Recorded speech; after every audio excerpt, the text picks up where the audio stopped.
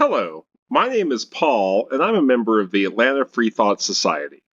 This presentation, titled The Decline of Natural Theology, discusses the history of the interplay between religion and science in the early modern era, and how that interplay changed when science began to reveal contradictions between the natural world and Christian scripture. First, an academic disclaimer. I am not a credentialed historian, but I do have a college degree, it's just not in the humanities.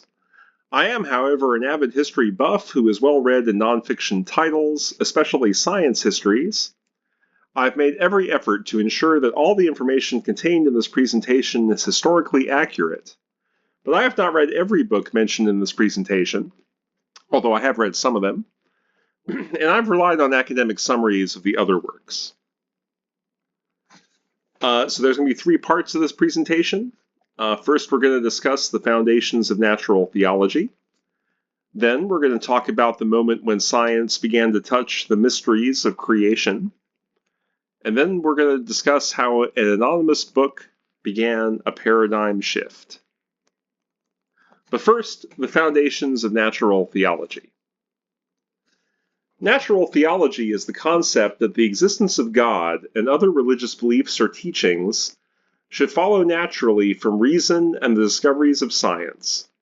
It involves arguing for the existence of God or the validity of a religion on the basis of observed natural facts and through natural phenomenon viewed as divine.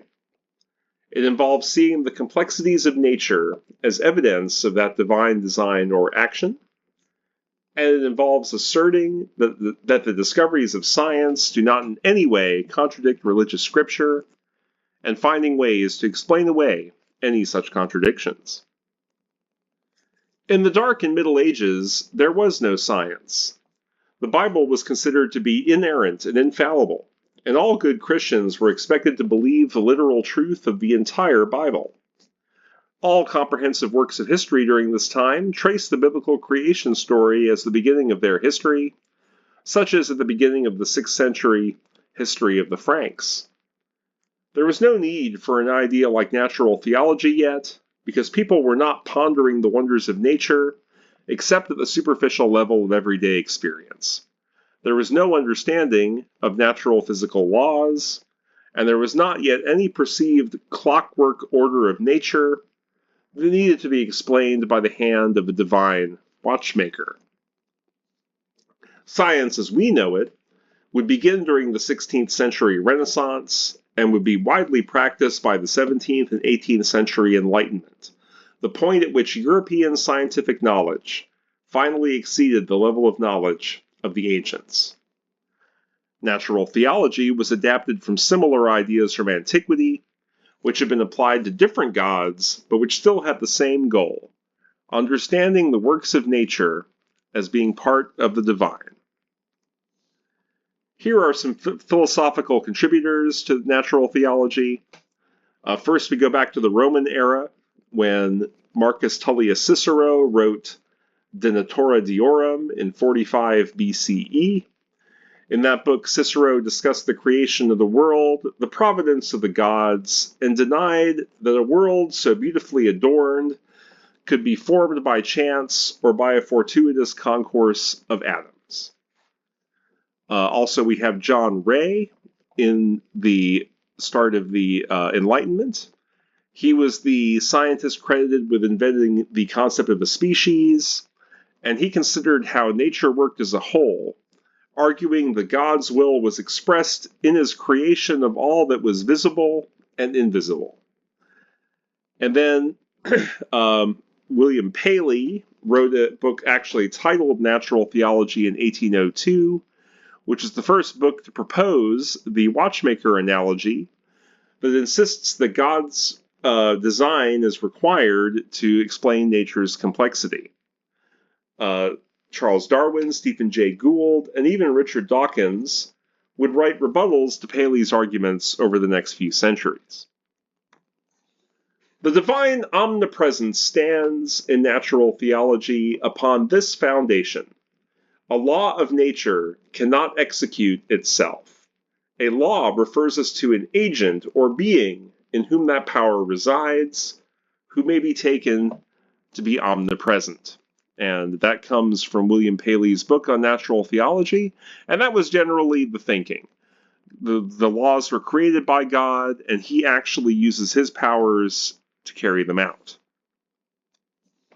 But was there really a perfect harmony to be found in the idea of a Christian God as the author of all nature? Would pious scientists really be able to reveal a grand design crafted by the mind of God? Influential Scottish philosopher David Hume suggested that supporters of that idea might be deluding themselves. Hume's thoughts on natural theology were published in 1779, shortly after his death, in a book titled Dialogues Concerning Natural Religion. In this work, 3 fictional characters debate the existence and nature of God. And incidentally, these same characters were found in Cicero's book that was just previously mentioned. So Hume had decided sort of to take Cicero's work and update it for the modern era, you could say. The character Cleanthe argued strongly in favor of natural theology using a version of the teleological argument, which argues that the universe shows evidence for having been designed by a god. The character Demea argues in favor of belief in God through the cosmological argument, which argues that the universe would not exist or would not have a, quote, first cause unless it was created by a god. And then the character Philo argues against both Cleanthe and Demea, arguing the human understanding isn't sufficient for us to know anything about the true nature of God or his origins, methods, or motives. Hume argues through Philo that it is faulty to make the analogy of nature as a machine with God as its inventor, as it is no easier to understand how God came to exist in order to invent nature and its laws than it is to understand how the natural laws got started on their own without a god. Philo also argues that humans wouldn't be able to recognize any true designs of a god in nature, and that what we might perceive as God's design or God's necessity in any natural process is just anthropomorphic, or that is human-centered, thinking. There is much debate about Hume's religious beliefs. Hume was accused of being both a deist and an atheist during his lifetime. Philo recanted most of his arguments at the end of the book, and it's unclear whether Hume really intended to argue against Philo's skeptical arguments, or whether this was a literary device to try to expose those skeptical arguments while avoiding too much controversy. This book was influential on ideas of natural theology, but later authors on this topic, like Paley, felt the need to refute some of the skeptical arguments made in this book. As the Enlightenment reached its zenith in the 18th century, there were still no scientific discoveries which unambiguously contradicted Christian scripture. Over a century earlier, many theologians, including Martin Luther himself, felt that Copernicus's heliocentric universe was in conflict with scriptures such as Joshua 10:12, where God commands the sun to stand still, and Psalm 93:1, which states that the earth cannot be moved. This led to the persecution of heliocentric supporting scientists like Galileo.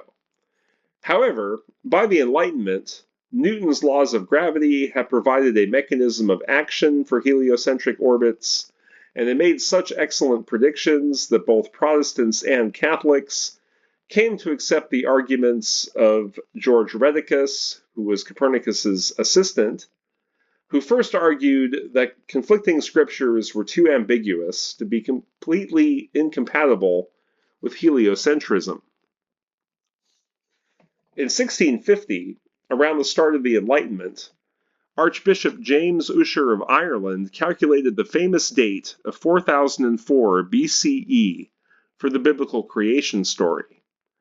He calculated this date partly by using the series of genealogical begats in the Bible that established the lineage from Adam, and partly by comparing historic events in the Bible, such as the enthronement of certain Babylonian kings, to historic sources outside the Bible. In the spirit of natural theology, the attempt to determine an exact date for the biblical creation event was seen as a scholarly endeavor at the time. The 4004 BCE creation date, which leads to an approximately 6,000-year-old Earth, was widely accepted at the time and is still accepted by so-called young Earth creationists today. There was no scientific reason to challenge Ussher's calculated age of the Earth until the emergence of the new sciences of geology and paleontology in the closing decades of the 18th century. Arguably, both sciences got their start due to the study of fossils in rock. And that brings us to part 2. Science touches the mysteries of creation. Fossils have been observed since ancient times, and there have been debate going back to antiquity about whether fossils were natural formations that grew within rock, the remains of mythical creatures, the remains of ordinary creatures, or some combination thereof. Here are some opinions of ancient Greeks on fossils. First, the Greek historian Herodotus thought that fossil skulls, which have been found in Greece, were the remains of mythical creatures like the Cyclops or Griffin. And for those that don't know, the ancient Greek story of the Cyclops actually originated with the discovery of elephant skulls, because there's a large hole where the trunk goes into an elephant skull, and this was misinterpreted as being a giant eye socket. The Greek philosopher Xenophanes might have been the first person to argue that at least some fossils were the remains of living things. In his case, he was discussing fossilized seashells.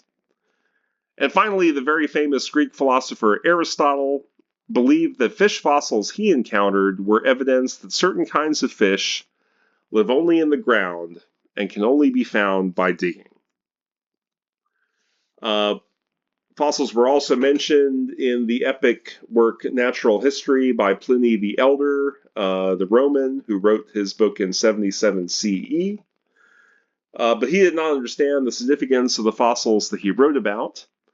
He misidentified certain fossils as, quote, tongue stones, which he called glossopetrae, and which he suggested fell from the sky during lunar eclipses. He also gave the name to ammonite fossils, and you can see one at the lower right-hand corner of this screen. He called them horns of Ammon, and thought they were magical relics related to the Egyptian god Ammon-Ra. He also described something called toadstones, which were thought until the 18th century to be a magical cure for poison, originating in the heads of toads, which are actually fossil teeth from an extinct fish. Fossils would continue to be a curiosity, with no further naturalistic investigation, for over a millennia after the end of antiquity. Leonardo da Vinci would make the first recorded insightful studies of fossils after antiquity, recording ideas and drawings in personal journals that might have set the science of geology forward by hundreds of years if they had not been forgotten after his death.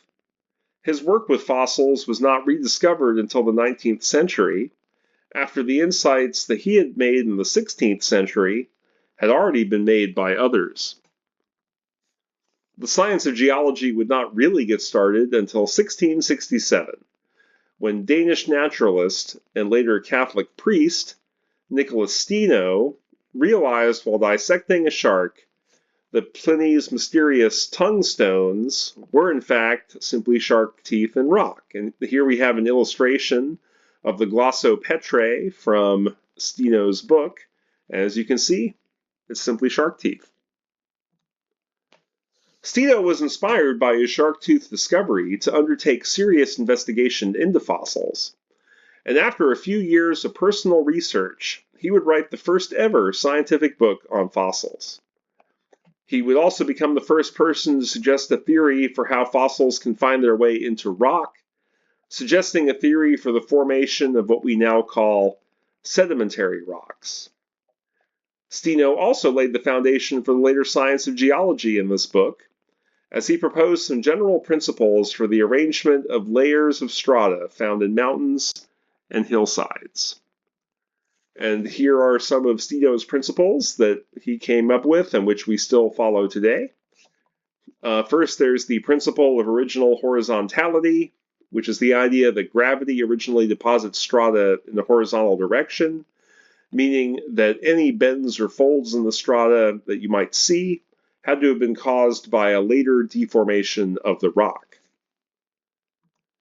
He also proposed the principle of lateral continuity, which is the concept that a continuous piece of strata might become divided due to a later process that removes some portion of the strata where they had previously been connected. And then he also came up with the law of superposition, which is the idea that the lower or deeper a horizontal layer of strata is, the older it must be, again, unless some geologic process radically shifted and deformed the rocks. Notable scientist Robert Hooke, most famous for his work with early microscopes, was the first to suggest, in a work published posthumously in 1705, that living creatures could be petrified into stone, and this explains the origin of all fossils. After Steno and Hooke, most scientists agreed that all fossils had an organic origin. The identification of fossils as the remains of living things was not without controversy, particularly when those fossils appear to represent living forms that no longer exist and thus have gone extinct. This was difficult for some scientists and theologians of earlier days to accept, as it implied that the forms created by God were not immutable and unchangeable. John Ray, previously mentioned as a major figure in natural theology, felt that extinction was not possible for these reasons, something that God would not allow. In 1695, he wrote, "Since the first creation, there have been no new species of animals or vegetables lost, and no new ones produced." By the year 1800, scientists had begun to discover that there were aquatic fossils all over the world in places that are now dry, and evidence of water action across the whole Earth, and there was a need for scientific theories to explain how this could have been. So 3 different theories popped up right at the end of the 18th century. The first of these was Neptunism, which was proposed by German geologist Abraham Gottlob Werner around 1775. He theorized that the Earth had been flooded for vast ages, and the water gradually subsided to the current sea level, depositing all the strata, carving all the channels of water now seem to be dry, and leaving the various aquatic fossils found in high mountains as the waters gradually descended. The second was uniformitarianism, first proposed by James Hutton in his book Theory of the Earth in 1788.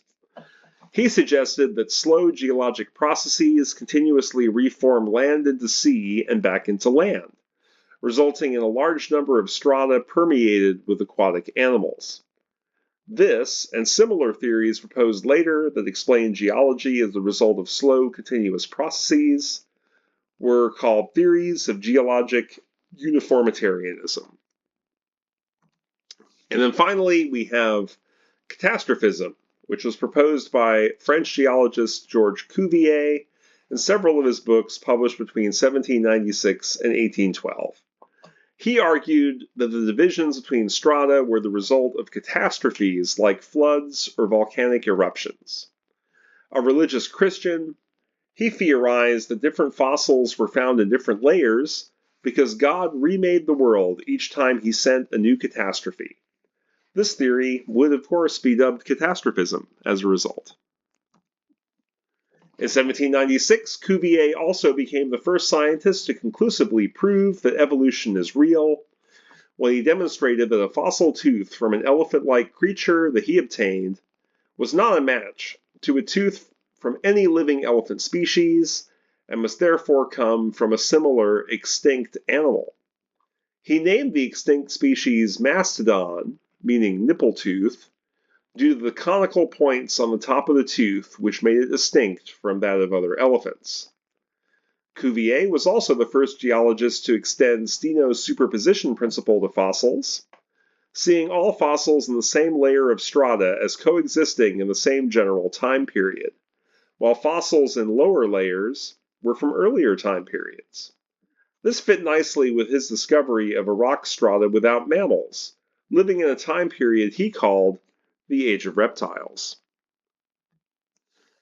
Even though science was beginning to reveal that water had acted over much of the Earth, leaving fossils and indications of water action in places now dry, a fact that Neptunism in particular tried to explain, none of these scientists identified the biblical flood as the sole explanation, despite the fact that most were Bible-believing Christians who supported natural theology, because they all felt that the biblical flood simply did not last long enough, a single 40-day event according to the Bible, to explain all of the aquatic features worldwide.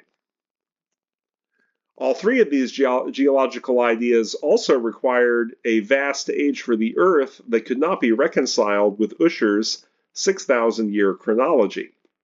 Yet, nearly all of the leading figures in geology were Christians, troubled by the implications of their own findings on their religion.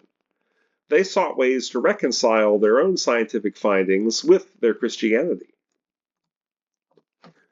When the British geologists William Buckland, who incidentally was the first person to study dinosaur fossils, and Robert Jameson, first learned of Cuvier's catastrophism theory, they believed it might possibly offer an explanation that was compatible with Genesis. Catastrophism was very compatible with the biblical flood. It might have just been one of the catastrophes.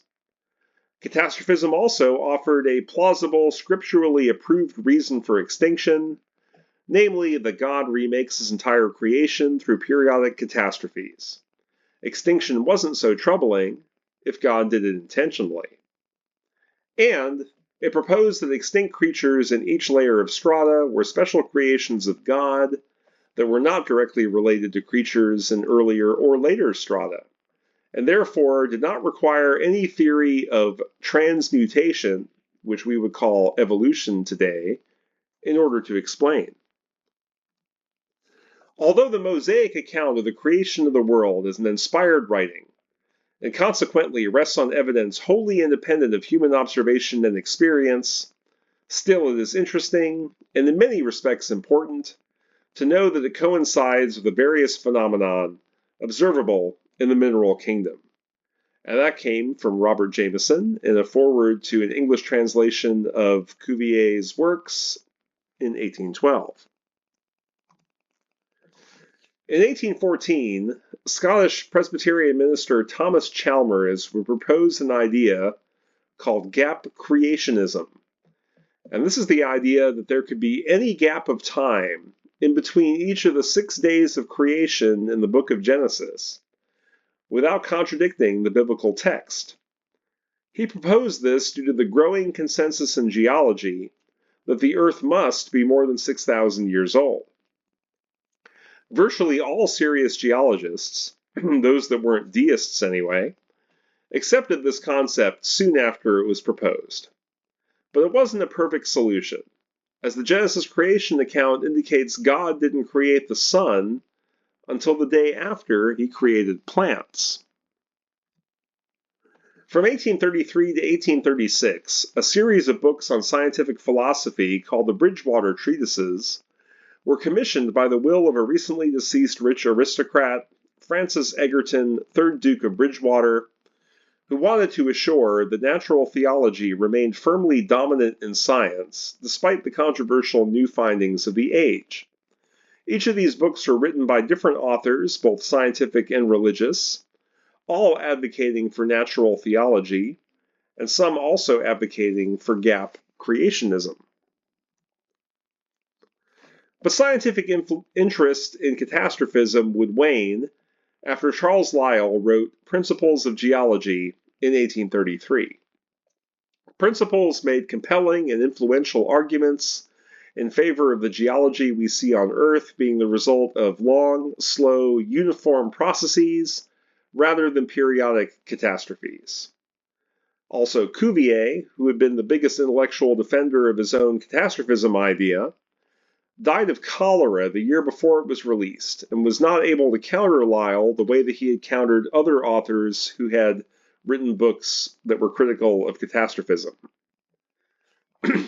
Uniformitarianism would begin to dominate geology by the 1840s. Lyell studied the strata of Italy's Mount Etna and surmised that there was just too much similarity between organisms in different but adjacent strata to have been the result of the completely different creations that were required by catastrophism. He also pointed to the ruins of a Roman marketplace in southern Italy, which was known to have somehow been submerged at some point in the past due to the fact that the ruins contained holes made by mollusks. This meant the columns had been submerged and then later re-emerged without there having been enough catastrophic force to make them topple over in either case. It was later understood that shifting magma beneath the surface caused the ground to rise and fall. The shift away from catastrophism and towards uniformitarianism in the 1830s and 1840s, resulting from the impact of principles of geology, rekindled interest in ideas of species evolution, although Lyell himself vigorously opposed the concept of evolution at the time that he wrote Principles, and even added content to the second and future editions expressly condemning evolution and any notion that his ideas necessarily pointed in the direction of evolution. The idea that species may have evolved or transmuted over time was first proposed in antiquity by Alexander of Miletus sometime after 600 BCE.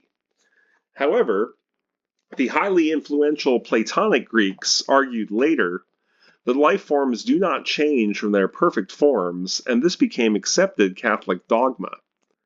Due both to these ancient philosophers and also the Genesis creation account, both Catholic and Protestant leaders agreed that God created life only in unchanging forms. Here are some early evolutionists. The first is the diplomat Benoit de Maillet, who wrote possibly the earliest philosophical speculation, both that the Earth may be extremely old and that life, including humans, evolved from simpler forms. And he came to these conclusions after traveling the world in his capacity as a French diplomat. He just saw too many different varieties of life and began to really question the simplicity of the Christian creation stories. Next, we have the Comte de Buffon, who wrote the highly influential work of taxonomy titled Histoire Naturelle in 1749. And in that book, he argued that similar organisms evolved from a base ancestor of each type, which may in turn have come about via spontaneous generation. And then we also have Erasmus Darwin, the grandfather of the more famous Darwin, who wrote the first book to suggest that all life on Earth, not just similar types, might have evolved from a single common ancestor. In 1809, Jean-Baptiste Lamarck wrote the first systematic theory of evolution in print, Philosophie zoologique. This theory proposed that organisms can influence their forms by taking on different habits which would cause biological changes in their descendants. Famously, he suggested that giraffes directed the evolution of their own necks by willing them to grow longer out of necessity over a period of many generations. A few years later, a colleague of Lamarck named Geoffroy Saint-Hilaire noticed that many seemingly different animals actually have the same morphologies. For example, the same number of bones in each limb, but the bones may be in different shapes based on the particular animal. He proposed a theory of evolution in which the base plan doesn't change, but infinite varieties of that plan are possible, depending on the habitat the animal finds itself in.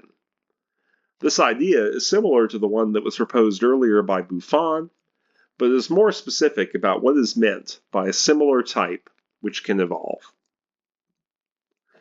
While all the major geologists discussed earlier accepted a very old Earth contrary to the biblical creation account, initially only the deist James Hutton was willing to accept that evolution might have occurred.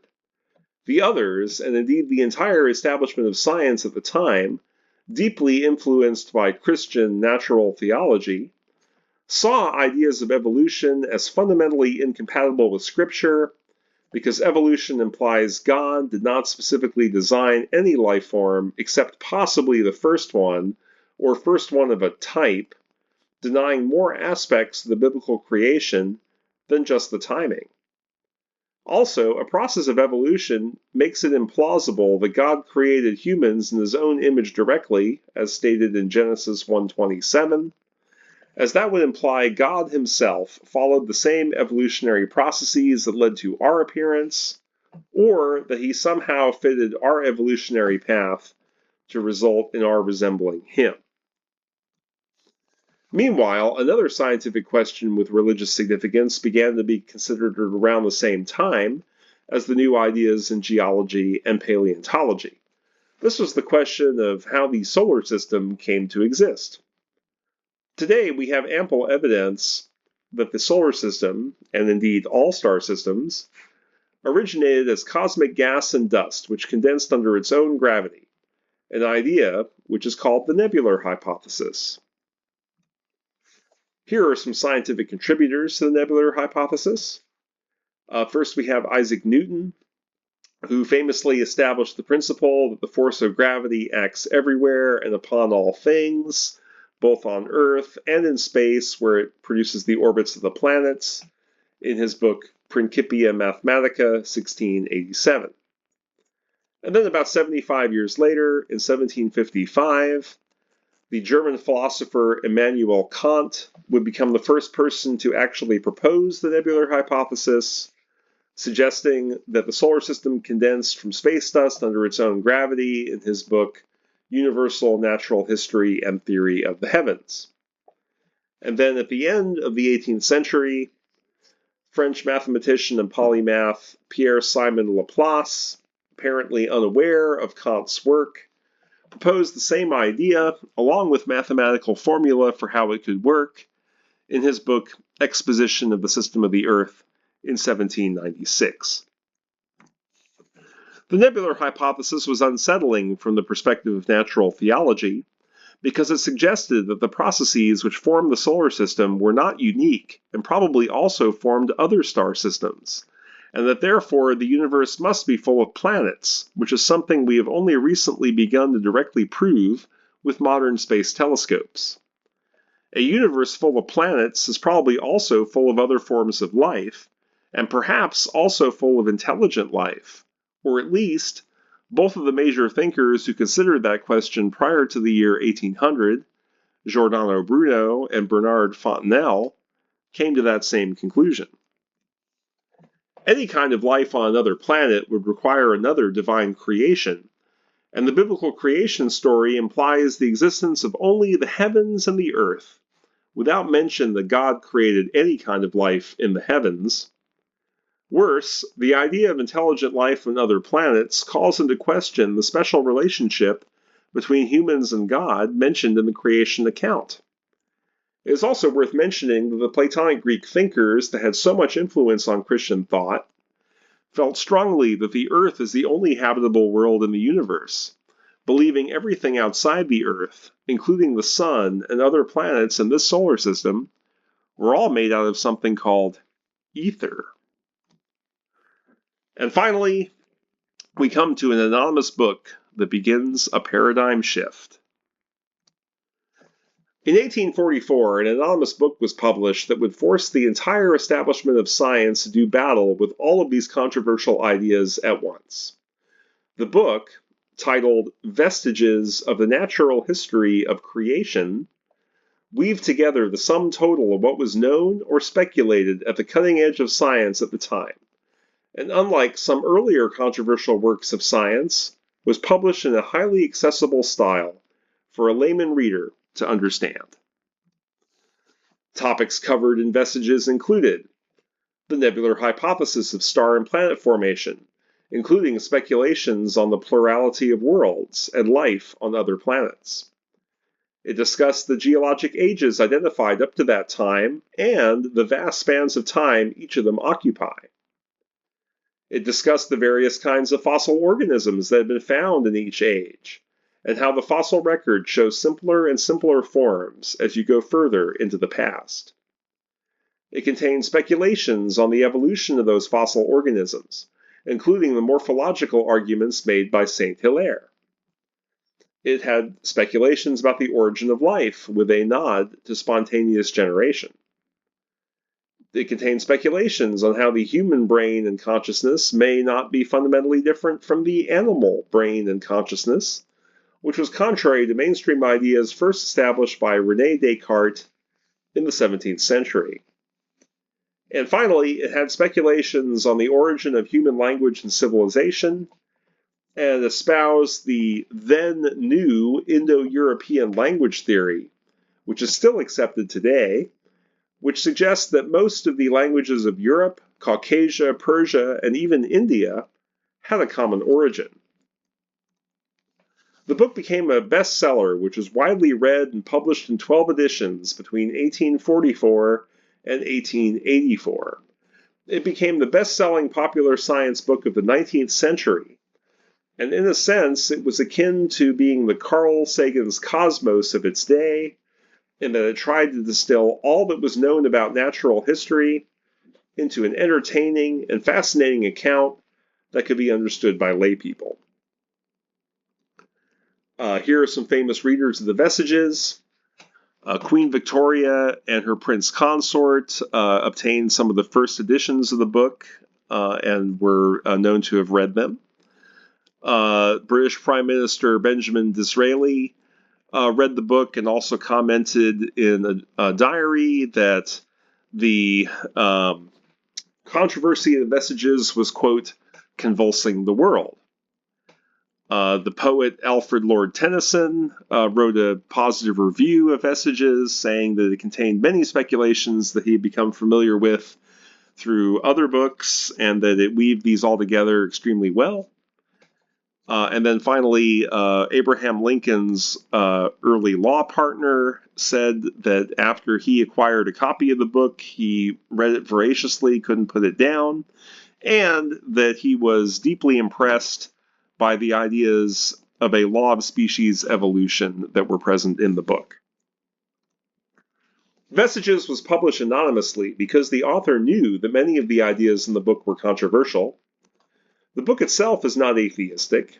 It credits God with creating the universe and its natural laws, but the book strongly rejected the literal biblical creation, which natural theology was still trying to accommodate. It stressed that God did not specifically create individual forms of life, and in fact does not directly intervene with creation in any sense. It suggests life may exist on other planets, and it also puts humans and lower animals on a continuum of life, rather than asserting that humans are a separate, higher form of life, specially created by God. The ignorant believe the very hand of deity to be at work, creating new fossil forms. Among the learned, we hear of creative fiats, a new fiat for fishes, another for reptiles, a third for birds. The whole aim of science from the beginning has been to ascertain physical law. It seems strange that divine intervention should appear necessary at this particular point in the march of science. And that comes from the Vestiges itself, 12th edition, pages 149 to 151. The identity of the author of the Vestiges would not be revealed until 1884, when the final edition was printed on the 40th anniversary of the first edition and 13 years after the author's death. The author had been Robert Chambers, the publisher of Chambers' Edinburgh Journal, dedicated to science, literature, history, and the arts. He gained a special interest in the new science of geology due to Scotland's rise as an epicenter of geologic exploration with many important early geologists living in Scotland, including Jameson Murchison and Lyell. Chambers was elected to the Royal Society of Edinburgh in 1840, which provided him access to these and other eminent scientists for his journal. Vestiges was popular, but more than a few people were troubled by the implications of what they were reading. In spite of the allusions to the creative will of God, the cosmogony is atheistic. At least the introduction of an author of all things seems very much like a formality for the sake of saving appearances. It is not a necessary part of the scheme. The attempt to reconcile moral and physical evil with the benevolence and omnipotence of the deity is pretty much an expansion in prose of a few lines of the Essay on Man. Vestiges does not meddle with revealed religion, but unless I am mistaken, the leaders of revealed religion will meddle with it. And that comes from the personal diary of British politician John Hobhouse. The first of those leaders of revealed religion who appears to have been deeply troubled by Vestiges was Abraham Hume, an Anglican minister who issued his own scathing attack on the implications of Vestiges the year after its first publication, and then sought the help of scientists to refute the book. The eminent scientist John Herschel, son of famed astronomer William Herschel, and famous in his own right for his studies of photosensitive chemicals that led to his invention of the blueprint and Daguerre's invention of photography, gave the keynote address at the 1845 meeting of the British Association for the Advancement of Science, just the very year after Vestiges was first published. Without expressly mentioning Vestiges, he attacked the notion that scientific laws could be applied to evolution, which was a major argument put forward by Vestiges, and was clearly on the minds of many scientists a year later. A law may be a rule of action, but it is not action. The great first agent may lay down a rule of action for himself, and that rule may become known to man by observation of its uniformity, but we can never substitute the rule for the act. So long as no such process can be traced and analyzed out in this manner, the transition from inanimate crystal to endless organic and intellectual development is, in any human sense of the word, as miraculous as the immediate creation of every species and every individual would be. So you can see this is very similar to the arguments put forward by the proponents of natural theology that while God may set up rules, he also needs to act on those rules. Another important scientist of the time to publicly object to Vestiges was the polymath William Whewell, who studied the global effects of tides and also made contributions to mineralogy and mathematics, among other branches of science. Whewell also studied the history of the scientific method, and he coined the word scientist, which replaced the term natural philosopher that had been in use previously. And he also created some other still common science-related terms like physicist, astigmatism, ion, cathode, and electrode. Whewell had been the author of one of the Bridgewater treatises titled Astronomy and General Physics Considered with Reference to Natural Theology. He called Vestiges false and a broken view of nature. He condensed his own scientific works down to the parts where he argued most strongly for natural theology and republished them as Indications of a Creator in 1845. Later, he would publish On the Plurality of Worlds in 1853, in which he argued that there could not be life on other planets without contradicting Christian scripture. In 1846, David Brewster, a pioneer of the science of optics and also a deeply religious man, who wrote that, quote, truths physical have an origin as divine as truths religious, penned his own scathing review. Prophetic of infidel times, and indicating the general unsoundness of our education. The Vestiges of the natural history of creation has started into public favor with a fair chance of poisoning the fountains of science and sapping the foundations of religion. Adam Sedgwick, a pioneering geologist and also a former catastrophist, who once taught Charles Darwin as one of his geology students, was shocked by the rank materialism of Vestiges. In a private letter to Charles Lyell, he wrote, "If the book be true, the labors of sober induction are in vain, religion is a lie, human law is a mass of folly and a base injustice, morality is moonshine, and man and woman are only better beasts." Sedgwick published a point-by-point refutation of the entire book in a review submitted to the Edinburgh Review in 1845. One excerpt from that refutation. Quote, "Woe to those listening to the seductions of this author, who tells them their Bible is a fable when it teaches them that they were made in the image of God, that they are the children of apes and the breeders of monsters, that he has annulled all distinction between physical and moral." Despite the vigorous objection of some in the scientific community, Vestiges did much to change minds and influence opinion. As new attacks against the ideas in Vestiges were conceived by their critics, Chambers would counter the criticisms in newly revised editions of Vestiges and also in a sequel of the book titled Explanations. He continually revised his books until his death in 1871. Charles Darwin had already conceived the general outline of his idea of evolution by natural selection by the time Vestiges was published in 1844, although he would not publish his ideas for another 15 years.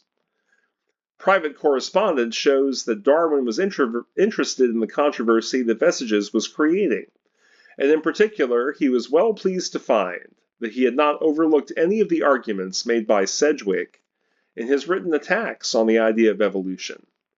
In 1861, 2 years after he finally published his own theory, he wrote, "Vestiges has done excellent service in this country in calling attention to the subject, in removing prejudice, and in thus preparing the ground for the reception of analogous views." Alfred Russel Wallace, who would later go on to be one of the leading evolutionary scientists of the later part of the 19th century, said that Vestiges had convinced him of the reality of species evolution and set his mind to trying to find evidence that evolution was true.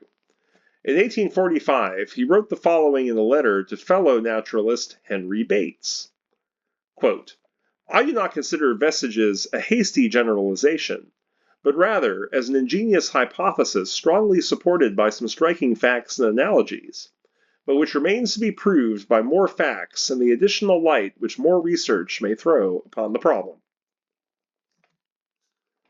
Herschel would ridicule natural selection as the law of higgledy-piggledy, just as he had dismissed Vestiges, but the efforts of Darwin, Huxley, Wallace, and others would make evolution by natural selection the scientific consensus in just a few decades.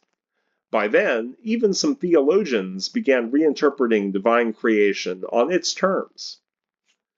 Mr. Darwin's theory need not then to be atheistical. It may simply be suggesting a larger idea of divine prescience and skill, and I do not see that the accidental evolution of organic beings is inconsistent with divine design. It is accidental to us, not to God. And that came from the Cardinal John Henry Newman in 1868. However, almost none of the scientists mentioned previously who publicly objected to Vestiges when it was first published would ever accept evolution. All of them lived to see Darwin publish Origin of Species, but that didn't convince them either. Charles Lyell, who never publicly commented on Vestiges, but privately agreed with Sedgwick in their correspondence, continued to deny evolution in new editions of Principles of Geology, even in the first few years after Origin of Species. However, he reversed himself when he wrote his final book, Geologic Evidence for the Antiquity of Man, in 1863, in which he revealed evidence that he had collected showing that humans lived through a long pre-civilized period, and acknowledged that humans probably evolved by natural selection. This book also firmly established that a recent ice age had occurred and left evidence of itself in terms of glacial till debris, which some Christian geologists had misidentified as debris remaining from the biblical flood. Among the next generation of scientists, a young Thomas Henry Huxley originally wrote a negative review of Vestiges in 1854, in which he attacked Vestiges as a notorious work of fiction, largely for being a collection of speculations rather than being a scholarly work of science. However, Huxley would be convinced that the speculations in Vestiges were more or less correct after Origin of Species, and he would later become one of the most vigorous supporters of natural selection, so much so that he became known by some as Darwin's bulldog. Huxley was quoted in a book titled The Life and Letters of Charles Darwin as regretting his earlier comments about Vestiges. Most other up-and-coming scientists of the mid-19th century accepted evolution and other controversial ideas from Vestiges from the beginning, although it wasn't until around 1875 that most agreed that natural selection had to be the mechanism of evolution, rather than any possible other influence, rational or divine. In 1876, botanist Asa Gray would publish a book titled Darwiniana, a book trying to reconcile Darwinian evolution with natural theology. It advocated a concept of theistic evolution, or evolution set in motion by God. In order to be consistent with the principles of natural selection, Gray's theistic evolution does not claim that God actively guides evolution's ends, only that God set his processes in motion using natural laws. Ironically, this is the exact same position on evolution that Chambers took in Vestiges, which had been attacked at the time as being a materialist or atheistic position. Natural theology gradually faded for the rest of the 19th century, losing favor among mainstream scientists after Vestiges and Darwin's Origin of Species that it would never regain. Never again would religious belief shape mainstream scientific ideas.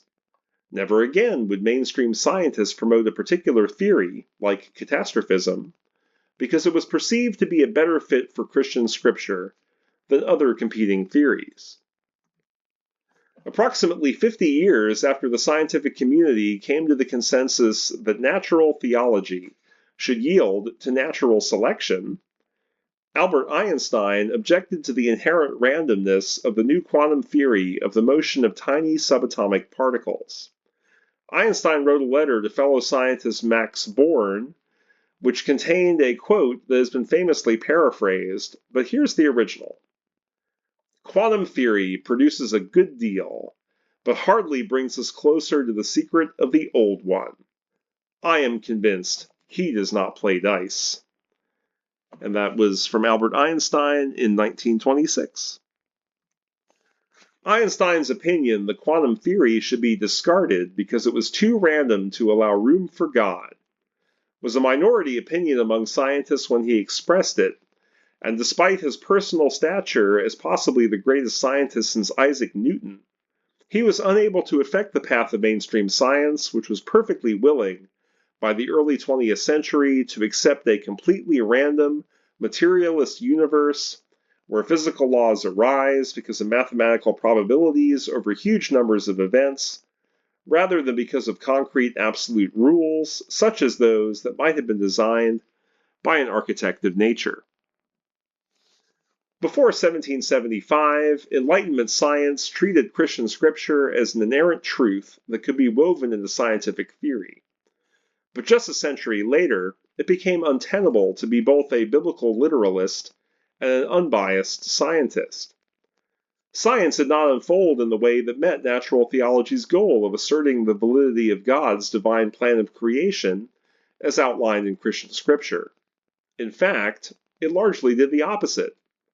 One result was that scientists tended to become less religious. According to the science journal Nature, since 1914, the majority of scientists have been non-religious. In the 20th century, two similar ideas emerged that would eclipse the old ideas of natural theology. The first idea was theological critical realism, espoused by theologian Ian Barbour in his book, Issues in Science and Religion, published 1966. It argued that both science and religion had similarities, including analogous, if different, ways of knowing and falsifying. It suggested that these differing methods can both be applied simultaneously and both be true, even if they seem to be in conflict.